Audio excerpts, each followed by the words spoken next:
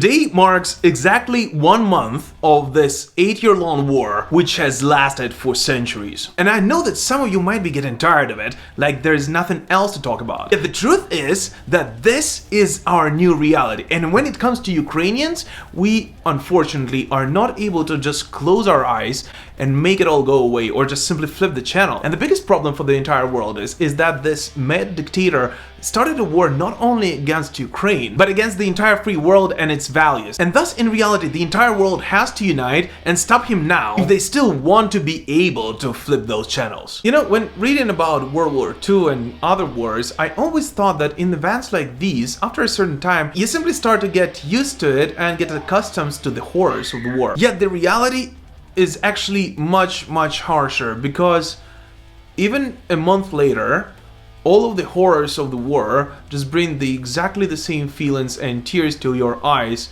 as they did in the first day. The only difference is that you're just not shocked by them anymore. So yes, this entire month has been a month of agony for millions of people. And yet this war also shows you the true face of each and every person you knew before that. And in a very weird way, actually gives you hope in humanity. Okay guys, so those who know me from the Metal Pilgrim channel know that I haven't really been following with our regular heavy metal series exploring Iron Maiden, Judas Priest and all the other heavy metal bands in the past month. And the reason for that is of course because I, just like millions of other Ukrainians, during the past month was doing everything I can to support my country and help out as a volunteer by bringing supplies to Ukraine. And the weirdest thing is that among my friends and among everyone I knew, there is pretty much no one who hasn't been doing exactly the same thing as I am, maybe to a different capacity. In the first day of the war, all of the military stores in Ukraine simply opened their doors for the armed forces and just gave all of the supplies they had to Ukrainian army. And yet, because we're 40 million people, of course, there was still huge shortage of bulletproof vests, helmets, thermal visioners, and all the other equipment that is actually needed in modern war. And so in these first days, I started actually to look for, bulletproof vests somewhere in other countries, namely Poland. And the incredible thing is that after we found the last remaining 142, I think it was, vests and helmets somewhere on a border between Poland and Germany, just within hours I was able to find the people who were willing to drive from Germany through that town, pick them up, bring them to the border, and then we were able to pick them up here, distribute them in the western city of Lviv, and then transfer them back to Kyiv. All of that of course took us a couple of days, but let's not forget that bulletproof vests and helmets are actually quite expensive things. And so in order for us to purchase them, we needed a huge lot of money, which none of us had, and yet we were able to raise them within just hours after,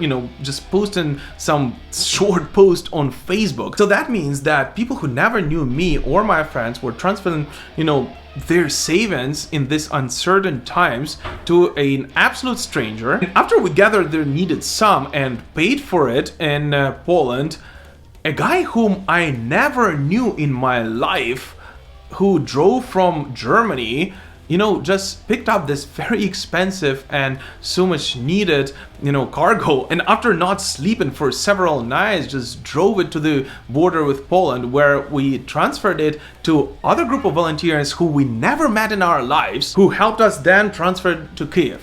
And guess what?